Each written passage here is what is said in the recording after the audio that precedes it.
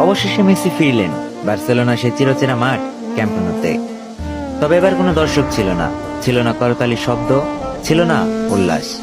পুরো স্টেডিয়াম নিস্তব্ধ, শুধু বাতাসে ভাসছিল স্মৃতির গন্ধ আর অতীতের প্রতিধ্বনি। মাঠে একা দাঁড়িয়েছিলেন মেসি, চোখে জল, মনে হাজারো স্মৃতি। একসময় এই মাঠে তার এক একটি ছোঁয়ায় পুরো দুনিয়া মুগ্ধ হতো। আজ এই মাঠই নিস্তব্ধ, যেন সময় থেমে গেছে তার জন্য অপেক্ষায়। তিনি ধীরে ধীরে ঘুরে তাকালেন গ্যালারির দিকে, যে গ্যালারিতে একদিন হাজারো মুখ চিৎকার করে বলতো মেসি মেসি। আজ সেখানে শুধু খালি আসন আর নীরবতা। সেই নীরবতা যেন বলছে, তুমি চলে গেছো ঠিকই, কিন্তু আমরা এখনো তোমায় ভুলিনি। মেসির চোখের কোণে জমে থাকা অশ্রু বলছে অনেক কথা।